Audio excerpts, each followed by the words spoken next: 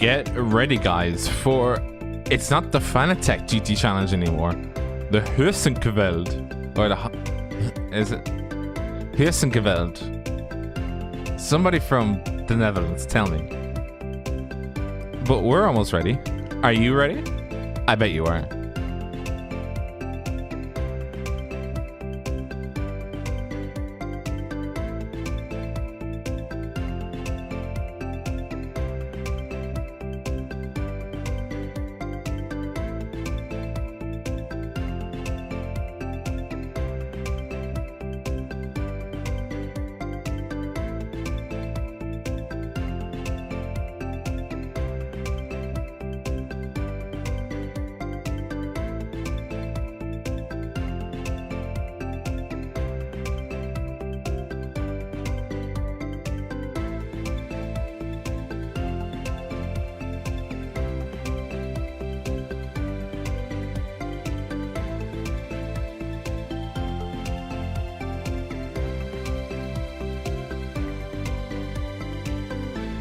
Welcome, everybody. It is the Heusinkveld or Heusinkveld GT Challenge. It's no longer the Fanatec GT Challenge. How you guys doing?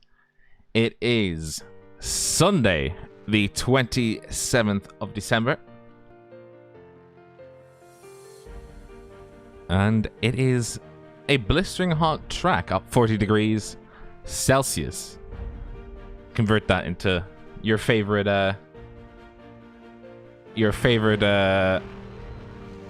temperature as so desired, and we see these boys going around one more time.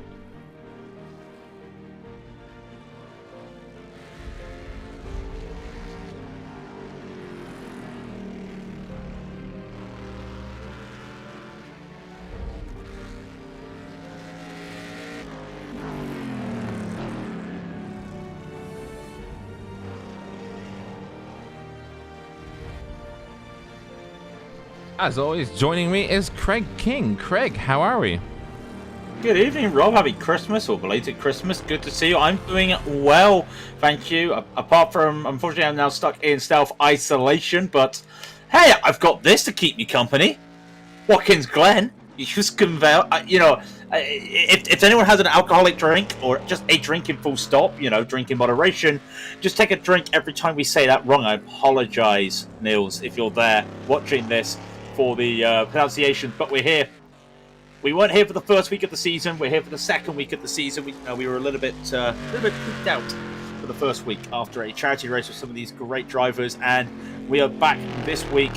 New season, new challenge, new competition with the raffle for the set of Heusinkveld sprint pedals and 65 entries, which I think is the most the GT challenge. 2 splits. So we have a full Ford split here, which sounds so weird. A full Ford split. We have 35 cars here. We haven't seen 35 cars really, let's be brutally honest, since the old system, since the 42 car limit. So it's great to see this, and we have some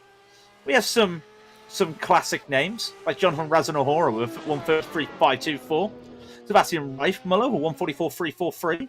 How about Merrick Blom with a 142.833? And then we're talking about the GT1s now. I'll talk about the GT2s in a minute, because we've also got Louis Delatraz right now, a 143.003 in that VEC car, currently P3. I mean, we're going to talk about the Fords as well, because it's one of the best Ford fields ever. And Daniel Crossley currently leading the way with a 147.362. Ethan Bass second with a 147.434. But it is hot. It's now 41 Celsius, that's 105 Fahrenheit. In case you have not seen sim time of April 2021. This gives you an idea, and of course that wind, that's quite a strong wind, by the way, 24 kilometers an hour northwest. That will be a little bit of drama. And speaking of drama, Rob, last time we had a Formula E driver around here on a broadcast, chaos happened. Yeah, there was much death. Death at what we call the Three Amigos. Yeah. And this is the Three Amigos, or the end of the Three Amigos. The death was made at the first of the three, the 180 around. It did before, wasn't it? before, I think it was, just before Carl went off at the heel, and it just started the chain reaction, and unfortunately, that chain reaction started absolute chaos going up the Three Amigos. We talk about the last three corners, Watkins Glen as the Three Amigos, uno, dos, and trois. What? Uno, dos, and tres. I just went from Spanish to French all of a sudden. No, we'll keep it like that. So we're looking at. Also, by the way, Ethan Bass just went fastest for the GT2s. The only car in the 46 was 146.880. What a lap by him. And Johnny Verhoef is pole for the GT1s with a 142.231. Just seeing if anybody else is out there at the moment, but I cannot see. Oh, Jeffrey Marcet is still out there. And Javier Mascara he's stopped. And Sylvain Morin is still out there. Thomas Blankenship is in a Tom's Super livery on a Ford GT. I beg your pardon? You heard me right.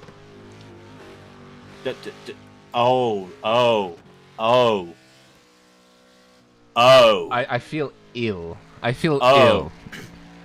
Well, do you want to know what I saw? What did in the you real world? In the real world, somebody took their standard road-going Audi, I think it was a TT, and put the Martini livery over it. Yeah. Yeah. Oh, no. Oh,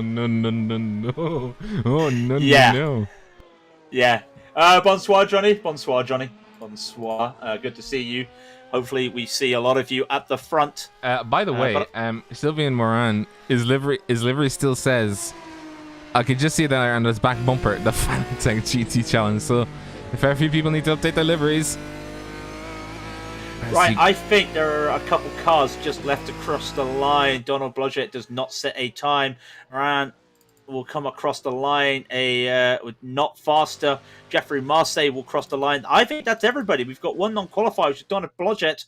We've got everybody, so let's go over it. Indeed, we shall. That would be... Oh, yeah, sorry, the session rolled over, and it just stopped the camera for me, and I was like, cameras cooperate. It is Johnny Verhoef, the second, with a 142.232. Merrick Blom in second place with a 142.370. Herman with a 142.556. Razina Hora, 142.669 is good enough for fourth. Mishaga with a 142.793 is good enough for fifth. Vol, 142.9 flat in sixth. Delatraz in 142.907 fame, just ahead of Pataska, 142.919. Rosano with a 143.010. Jeremy Hall with a 143.235. Deveau with a 143.404.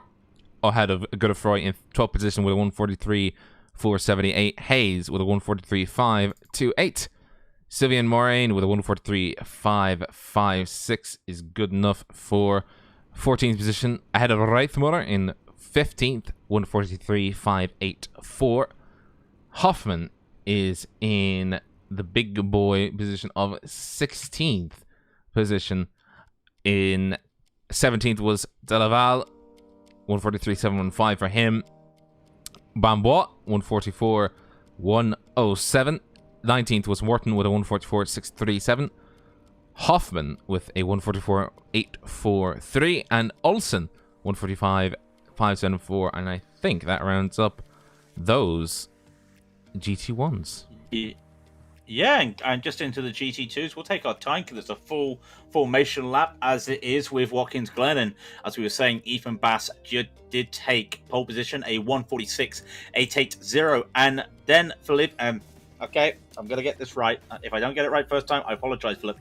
Philippe Gottschalk Castells, a 147.061 will take P2 for Fixed Racing.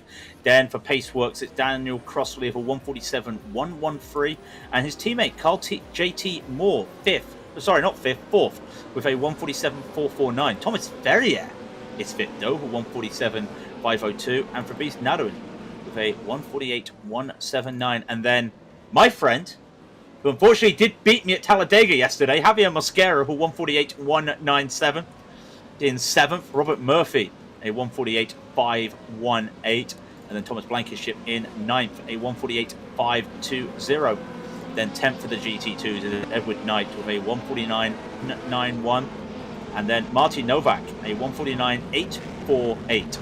Jeffrey Marset, will be 149.968, was the last of the qualifiers. And then, of course, Donald Blodgett did not set a valid lap and will start at the back of the field.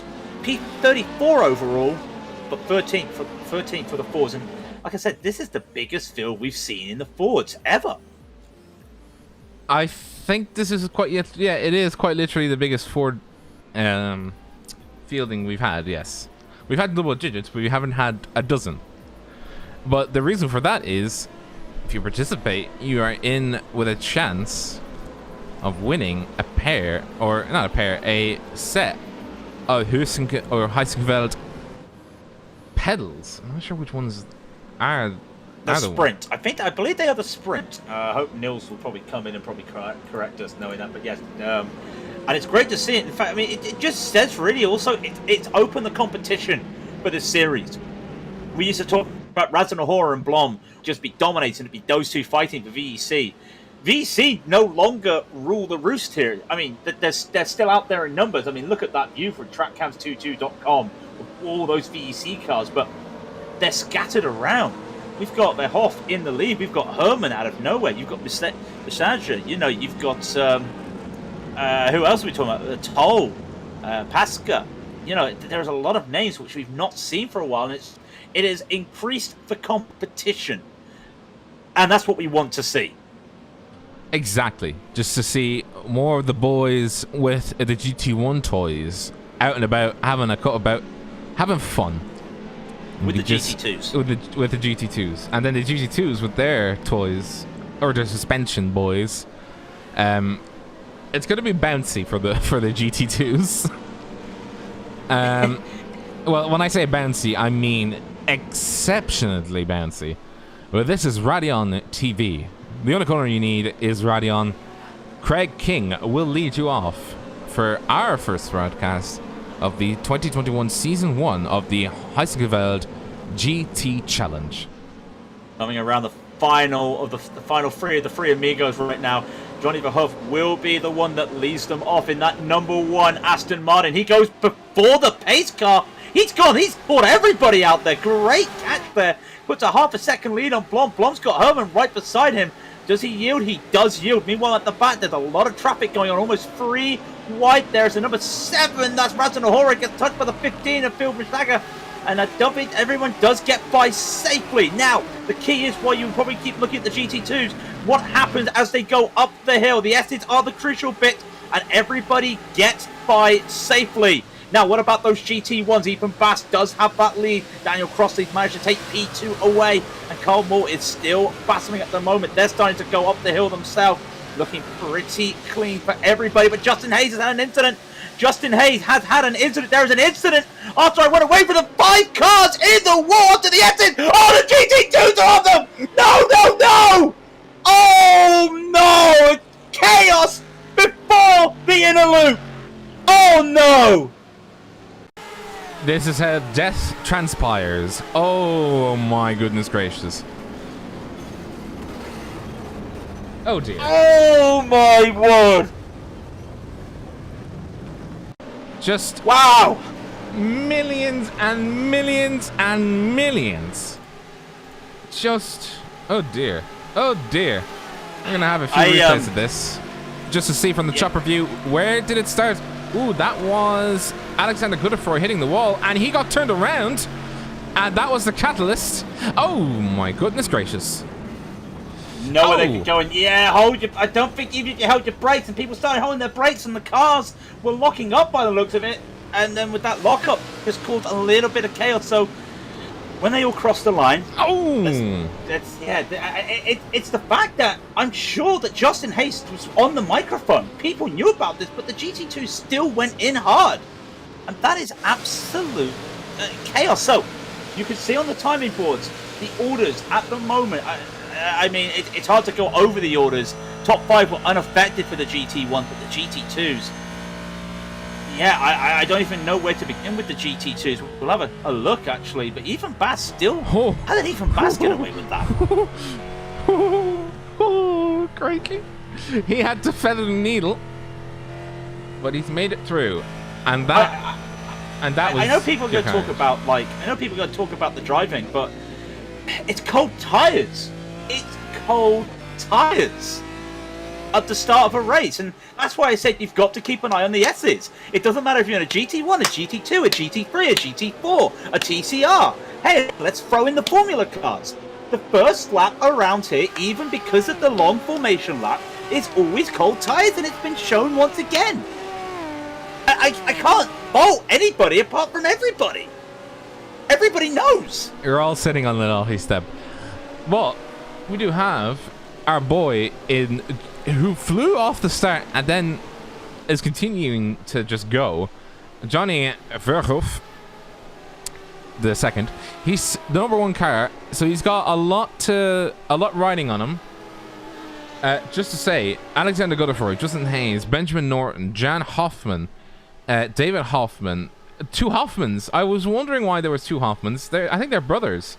Jean Bambois of GT1 are all in the pits, and Philippe Gottschalk Castellas and Thomas Reye are both casualties in GT2. Well, also, Michael Delaval is the back of that boot and that Aston is flapping around, and I've never seen a wing that bent. I'm sorry, Michael. I've never seen a wing that bent.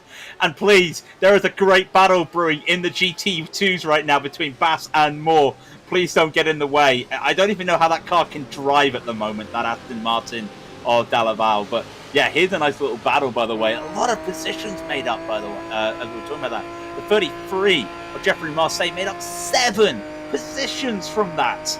Just chaotic, but Moore does have a bit of a run here, and Ethan Bass coming up the S's. They're going to take the inner loop this race, so we'll be interested to see, does he go for that move? No, these are not the cars you want to dive into. You've got a blip, and the brakes are not there. Are not there. You just got to be careful. The brakes are literally the lids off of trash cans that they somehow made into brakes. Yeah, crazy stuff. Mascara's towed. Oh no, Mascara has towed. What has happened to Javier Mascara? Oh, he came out the bus stop. Lost the car. Ooh. Inner loop claims another victim. Mascara's in the pit. So let's go back to the GT1s though, because there is a battle going on at the moment. Forget about Hoffman. Forget about Verhoef, sorry. He's got purple, 142.7. Second, third, fourth, and fifth are all practically a second between each other. Blom, Herman, Razanahora, and Pataska. So this is a really nice battle brewing at the moment. As I say that, Matteo, Herman, just blink, please. Don't blink, Herman, please! I'm not blinking. I'm not cursing anybody today, please. You're cursing people. You're cursing people. Just own it. As we see, nothing new here. Louis Delatraz is the back end of that Geigel, and he's looking to see if he can take over Phil Mshaga of the car number 15 fame. So it's Alpine Stars versus an actual F2 driver. Yeah, an actual driver. Yeah, an actual F2 driver. I wonder if he'll shed us out. Oh, he's literally on the back of that car. It has our logo. Nice. Oh, I will admit, last time I tweeted about him there, he did. It was Senpai Noticed Me type thing. He just hit the like button on Twitter. Still, Senpai Noticed Me.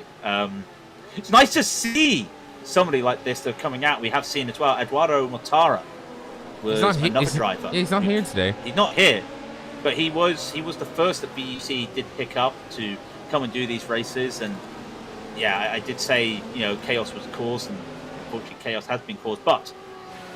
It's hard to. We've got to pick our jaws up from that absolutely insane start to the race. There is still 23 minutes left. It's an 18. That's 1-8 lap race for these guys. And as you see again, Verhoef just goes. Well, he doesn't go faster to 43.3, but he's making time up against the others as Bomb and Herman and Razanahora, Patska and Mishka and Delatraz. everybody join the train at the moment. It's a train of Aston Martins. Where are the Corvettes? Where are the Corvettes? The next Corvette is in Corvette 13th. currently sits 13th. It's 13th position. So that just gives you an idea.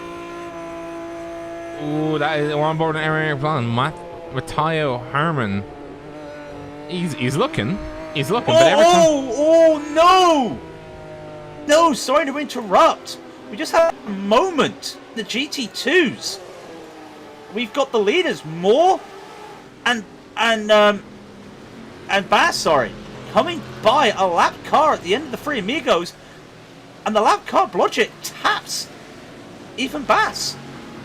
And I don't think there's much damage, but Blodgett's had a big incident because something's happened to Blodgett. He is down on speed after that. Ooh. I don't know what's happened there. Not Blodgett, sorry. Moore, sorry, is down a bit on. He's lost a second. I have no idea what's happened there. He had to correct him. He had to correct himself coming out of the end of the Three Amigos onto the start-finish straight. And as we're going through the outer loop now, is this the inner loop or the outer loop? The one they're going through right now. The bus stop is the inner loop, and then the 180 is the outer loop. Okay, and then we're just entering the boot now. Yeah. While we were watching that, by the way, Dallas Patashka, Satellite VRS, did overtake Razan Ohora. I think he did that coming down to the chute. So he now goes up to P4. And Louis Delatraz is up into P6 after overtaking Phil Mishka. We're just going to have a replay of that, if we can get it. I think this is where the replay made its mark. That was Phil Mishka going wide, a little bit of a tap from each other, and just coming through onto heel. Just is able to get onto the brakes a little bit better, make it around. He went wide, but that's the racing line essentially. He was able to defend himself coming to the first Amigo, and then kept it going. Well done to him. So that's 6th position, and now he's chasing down Jonathan Razan Ohora, who's only half a second ahead of him.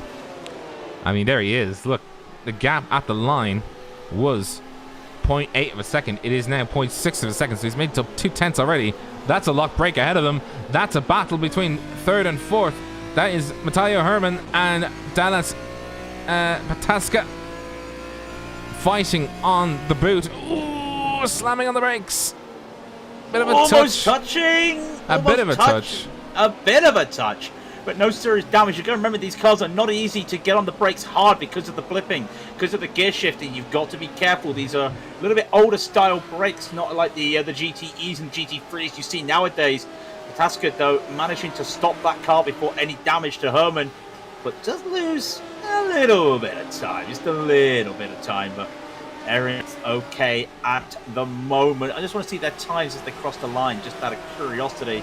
Pataska with a 143.994, and it was a 144.121 for Herman. So it's catching, and the more they do this, the more they battle. Razan Ohora gets pulled in, Delatraz gets pulled in, and the more they battle, then Blom just goes away. And I think we have that Marseille. Yeah, Marseille's had a moment, but he had spun. He had towed.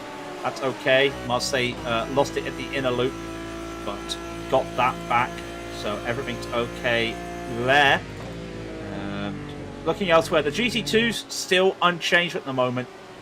Murphy made up 5 places into 3rd place, but he's only got to catch on to Moore of that little incident, and Moore is catching Ethan Bass.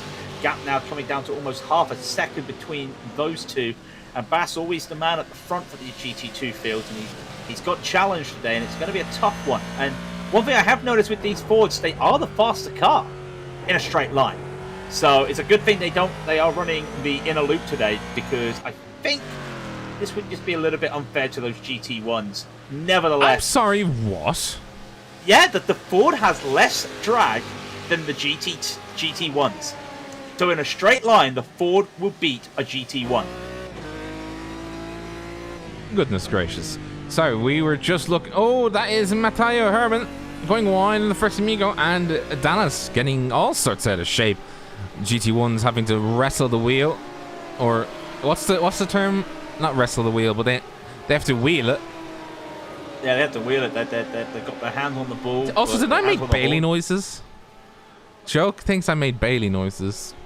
You might have made Stephen J. Bailey noises. I, for the life of me, cannot remember. There was just a lot of calamity. That's gonna go into the not top 10, by the way. That start. Yeah, it's gonna be an oof. Raidillon though looks like he's catching Pataska. Don't think he'll be able to make a move into the inner loop. It's so hard to make a move in a diving, or not a dive bomb, but in a late braking move in these cars, or in both types of cars, really. So you have to be committed, and a corner like the inner loop, it's just not the place to be committed at the moment. But Raidillon, he knows he is faster. He was 0.2 faster last lap than Pataska, so he has to get going. He needs to keep pulling on and pushing on, and he's just unable to, and he's losing time now a little bit to Dallas. But you also have to remember as well that he's got another car. He's got Matteo Herman ahead of him, so he's essentially out of the frying pan into the fire. Essentially, that kind of terminology kind of does work for this situation, because he's out of the frying pan if he overtakes Dallas, but once he overtakes Dallas, he then has Matteo Herman to deal with. And there's no guarantee, there's literally no guarantee that he can make it happen on time. And if he does not make it happen, Louis Delatraz is sitting there behind him going, just battle, guys. Go ahead. I'm fine in 6th place. He's fine, yeah. He's loving it, really. He's really loving it at the moment. I think he's almost having a Sunday drive. I don't know what they call them I don't know what they call them in France or Germany, or I don't know what they call them. Sunday weekend drives. They call that going to Le Mans, setting a world record lap, and then just going, sure, I'm done, lads. back to the boulangerie. And actually, would it be a Sunday drive in Germany? Because they have the Autobahn. Ooh. Yeah. What I wouldn't give, or what I would give, to just have an Autobahn style motorway here in Ireland. I'd love that kind of thing. I mean, we used to have it in England, but the reason was that they had to put the restrictions is because motor racing companies were actually using the motorway to test their cars. Yeah. There was a very famous, one of the newspapers ran a story, and they were like, "Oh my, look at this!" They were literally just doing a Murray. Look at this! Look at this! Pataska, sorry. Pataska, talk about look at this. Herman looks like he made a little bit of a move there that just caught out Pataska, and it just bunched everybody up, and now everyone's just pulled back again. Just a small little twitch has just caused a little bit of issues, but they're catching a Merrick Blom. Even though Herman is having to defend, they're catching a Merrick Blom, and all of a sudden this 4-car battle for P3, 4, 5, and 6 going to turn into a 5-car battle for second downwards. And still you can see Pataska is trying to make moves.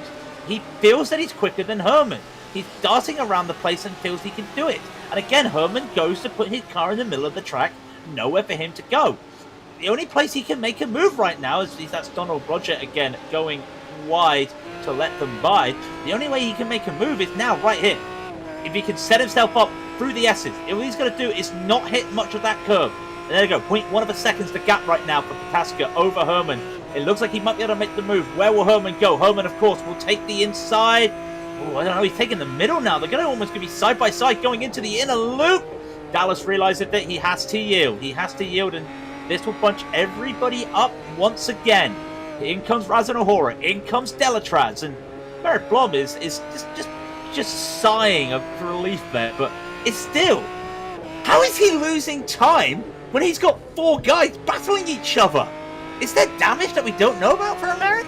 He might not be just pushing it pedal to the metal, because he's wanting to not ruin his tires, because the track temperature last I checked was 40 degrees Celsius. 43 now. 43. Yeah, so it has gone down. If you continue to battle, burn up those tires, it may not be the world ending, but you will start to slide a lot. And I think he's just saying, what's the point of burning up the tires? They're fighting anyway. And he's got that extra reserve. It's like, oh, you want to battle now? All right then. these tires, they burn up a lot. Especially with, you got to understand, the high-speed section is, you're coming down the start-finish straight, then you're going up the S's. You're putting a lot of heat onto those tires and then cooling them down quickly when you come to the 90 as this lead pack are coming to. When you go to something like the inner loop, and just watching Herman and Pataska and then Raz and Ahura, they've all got to get by this lap car of Edward Knight. Little bit dicey in GT cars to get around to get around someone going up the S's, but all made it and nothing's happening. But Blom is getting caught, and I just want to go back to the GT2s. Nothing's happened in the GT2s. You haven't missed anything. Carl Moore is still unable to find a way past Ethan Bass, and they're practically matching each other lap for lap. That Robert Murphy was trying to catch them and has got off the pace a little bit there. Almost a second slower last lap. So these guys, and when you talk about tire saving, yeah, these Fords, that's what they need to do. They need to do a lot of tire saving, and who's got it for the end of the race? It might be Ethan, but the gap between these guys now coming out to 0.3 of a second, but there's nowhere to make an overtake right now for Carl. He has to just hope Ethan makes a mistake, and that's not exactly going to be easy. Ooh, side by. Oh, a little bit of a touch. Oh, that sent the car number 2. Dallas Pataska wide. He's now under direct threat from Raz and Ahura, and Louis Delatraz is really close up the gap. Just let's get a quick replay of that. That was the battle that we were missing. That was Dallas. No, that was Matthew Herman. I think he just hadn't had the best toe, and then when it came to heel, he was under threat, and then Dallas himself not making the move, and he hit Matthew Herman. So he's got issues now of his own. He's got the big boys behind him looking to see if he can if they can upset the apple cart for this VRS car. I think it's VRS, or otherwise it's VRS Satellite. It's Satellite Racing. They're sponsored by VRS. Hence the massive VRS logo. It's a very nice livery for Satellite Racing, but all you see is VRS. So it is. Yeah, you would think it's VRS, but no, it's Satellite Racing. But everybody is now punched up here. Look at them snaking through the inner loop, coming down now to the outer loop, and now Merrick's got to start thinking, I got to put it on. 10 minutes remain, and at the same time, Pataska looks like he wants to try and make it go. He looked like he went to try and set himself up for a slingshot around the chute. Not been able to make it. And again, Herman goes on defense. And I like this defense. It might be a little bit dicey there with Herman. He starts on the outside, or basically saying he's going to take the inside line for the corner. And then he just moves to the middle a bit. So even if he thought about trying to do the dummy, try to see if he fall for the dummy, he might do, but he's doing it deliberately to basically stop you. And just putting that car in the middle, some good driving there for Herman. And again, the same thing, and there's not much they can do. And another GT2 to get around that. It's a beat for Reese Nadwin. And I can't believe I'm saying this. That's a bookmark. That's a bookmark. And Herman thought about going around the second Amigo to overtake Nadwin. That is a bit dicey. And now they're all going to try to go around the outside on Therese today. And they do so little issues. But Razan Ahura now has Delatraz right behind him. I think that's the battle we got to look at. Side by side, Delatraz and Razan Ahura. And Razan Ahura knows straight away. No choice. 5th place goes to Delatraz with 9 minutes remaining. He might have a late surge here up to the podium. The gap between Blom and Delatraz is only 2 seconds. So that could be one to look out for, because these guys in 2nd, 3rd and 4th split out a little bit right now. So everything's just going to need to get brought back in. By the way, the gap between Ethan Bass, Carl JT Moore is still 0.3 of a second. The two of them are still locked in battle. So it's going to be a battle for the lead. Battle for the lead in GT2, and then the battle for 2nd place, because this is Johnny Verhoff. Where's everybody else? Oh, there they are. And there they're gone. Yeah, we haven't talked about Johnny. He's done such a good job, and not just because he jumped him up the line. A very nice jump. I've never seen that before. But that's not the only reason he's leading. He has been driving really well today, so doing a good job. And I just keep watching, and I just feel like I'm a CD on repeat the same track, because Herman goes to the inside, moves over to the middle. Pataska's got nowhere to go. It's the same thing every lap, and they're coming to the end of lap 13. Going to hit lap 14 out of 18. There's going to be 5 laps left after this lap. So, well, after these 2 corners. So, got to start thinking about making, being desperate. But like I said, these cars do not take the dive bombs per se. Nice. It's literally risk reward in these cars. I mean, the risk reward would be that. Ooh, that is very close for comfort between Dallas Pataska and Matthew Herman, as they also have. Oh, that is Javier. Nowhere he could go. In all due fairness, Javier did everything right there. There was just nowhere to go. Side by side, Herman and Pataska. Sorry for interrupting. They're going to go 2 by 2 into the inner loop. No, Pataska has to hold off again. But hold on 1 second. Herman's got off. And Pataska finally gets by. He finally puts the pressure on. And at the same time, Louis Delatraz gets by as well. So Herman's gone down into 5th. I was saying, hey, Delatraz might have a podium here. Well, he's now battling for P3 with Pataska. Just to say, I thought Jonathan Razanahora looked a bit peculiar. He went all the way around. Look at this. Having to go all the way around, almost hitting the wall. I think he has hit the wall. There's damage all along that left-hand side of his car. And he's not going to have... he's not going to be a happy bunny with the amount of damage that he has. But let's have a replay of what happened to poor Matthew Herman.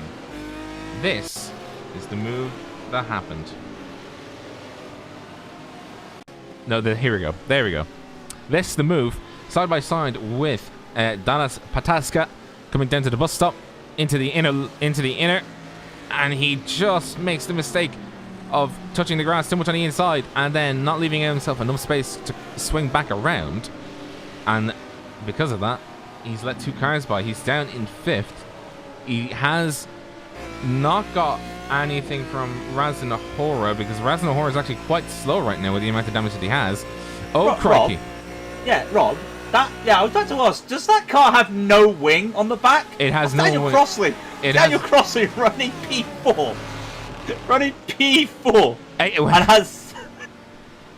Wait, he's okay, yes, he's P4. Welcome to P4, ladies and gentlemen. He's got no rear wing. He's got no rear end. Look at this. Look at this. Is that legal? No.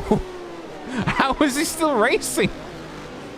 What is this? Where's the downforce? Where's the downforce? How is he 4th? He started 24th as well. He's gained 7. He's lost 1 position. He's lost 1 position overall in the race. And look, he's trying to... Okay, granted, there is a car to go around. He is struggling. Does he even know he's not got a wing? How is he driving? I just need to know. Does he know he does not have a wing? Oh dear.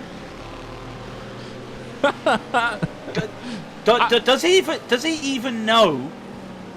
How's that not a meatball flag? We might have jinxed him today. He had a wiggle through the first amigo. Oh dear. He's having to let everybody go by, and to be fair, I think he's P5 now. No, he's P4. He's P4. Yeah, Blankenship had a moment, so yeah, Nat will be battling with Nadwin, who's 13 seconds behind. You can still see on the timing, by the way, that battle for the GT2 lead is still the same.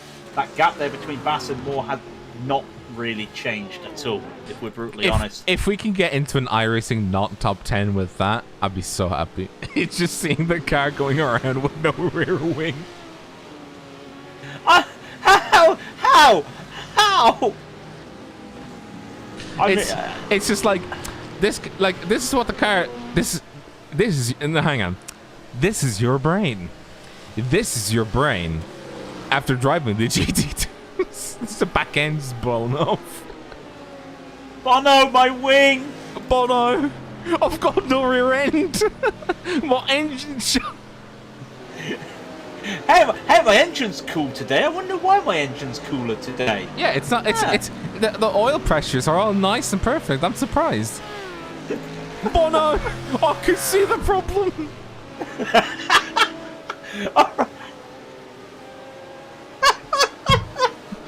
I'm able to look behind, Bono. This is not normal. Yeah, no, literally, I can look behind what's going on. I'll tell you what's going on. 2.5 minutes to go. 2 more laps to go, I think you'll find. Americ Blom is just losing time in this in the Amigos. That's Phil Mashaga. He's having issues. He lost it coming out, as you were saying, coming out of the first Amigo. And he lost it to Federico Rosano. And now he's under threat from Jeremy Hop. So we've got battles all in GT1. Top 10 is spicy today. Yeah, of course, we'll keep an eye on that lead battle for the GT2s. Of course, they've got to go through. Well, actually, now this is interesting because the GT2 battle may be over this lap. Or, no, they're going to go one more lap. Yeah, just one more lap. But that literally got one more lap.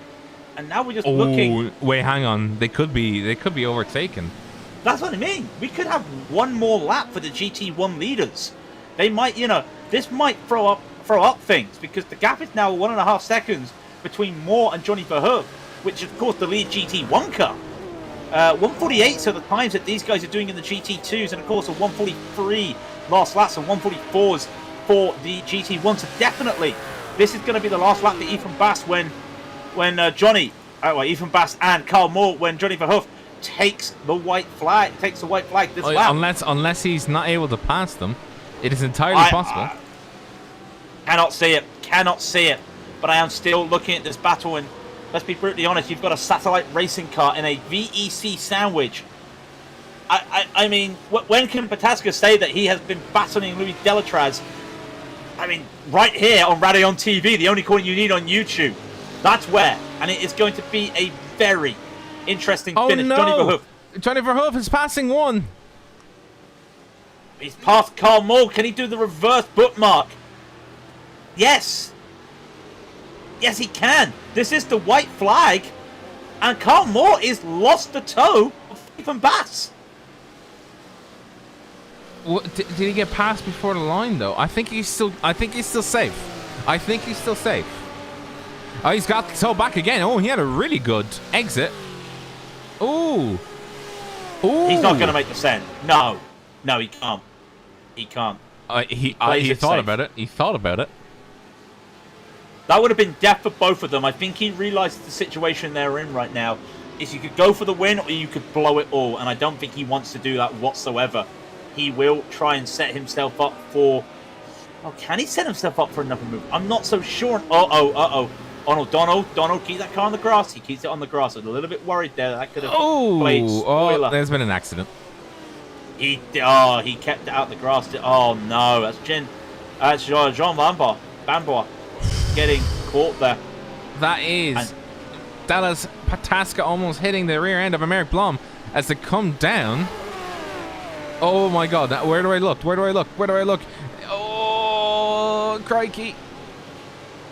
Oh. Keeping an eye on this. We'll keep an eye on the front. Pataska goes on to the grass. Has to try and go around the first Amigo. He's flown wide. This sets up Delatraz to go side by side. No. In front of him, Johnny Verhoeven is coming around the final corner. He will take the victory. It looks like Carl Moore cannot hold on Ethan Bass. Ethan Bass will take the victory for the GT2s. Americ Blom is going to hold on this battle. Pataska's going to hold on to P3. Delatraz just could not do it. Comes home in P4. What a race. Just a replay, by the way.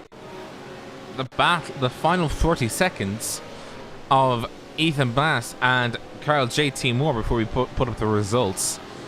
This is how we weren't seeing it. I was struggling to keep it between the two of them, but this is how it went down. It's to come around the final Amigos, the final time for this race anyway. Unfortunately, Moore just...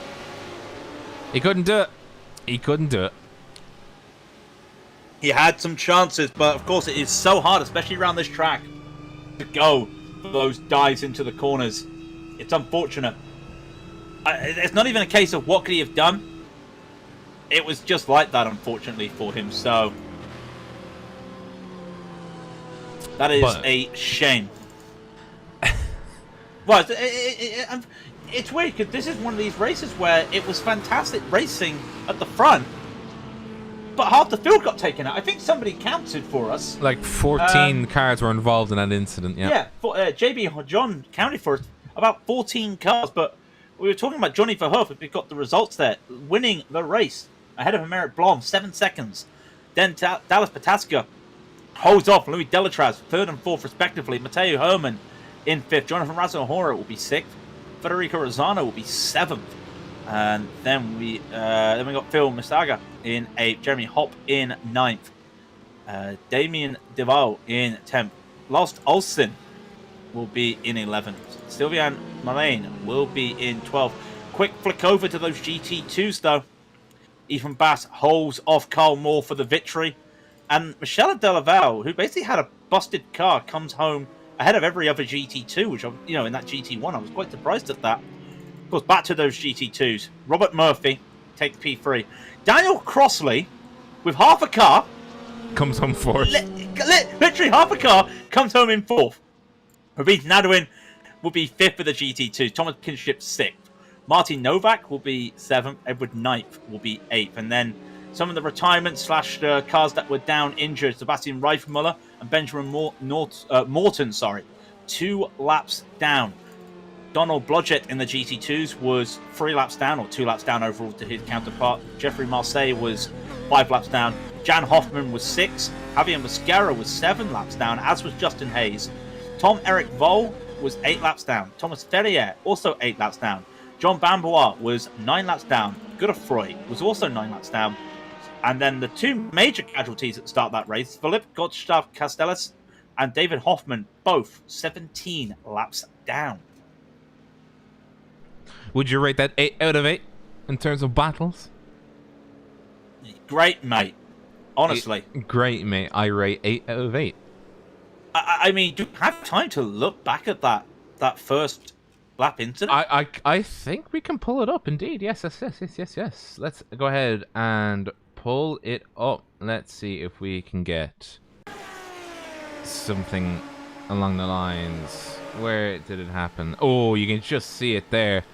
It was not Razanhora. It was somebody in Justin Hayes. It was Justin Hayes. It looked like I think he said he thought the gap was closing. I think or something like that. He then turned into the back of Godefroy. And that just started a chain reaction. Yeah. And then you could just see the tires. Oh, chaos. There goes the tire. And there goes, ooh, carnage. Oh, dear. There goes... And everyone's stopping for it. Oh, there goes another tire. That's a panel gone. Oh, there's another tire. But then that's happening, and you've got the GT2s. And then, yeah, the GT2s, I have no idea. I just want to watch the back what happened to the GT2s. And Ethan Bass gets there, and they all split like the Red Sea. I don't know how he avoided everybody. I want to see where there's a tire that just went up in the air from one of the cars.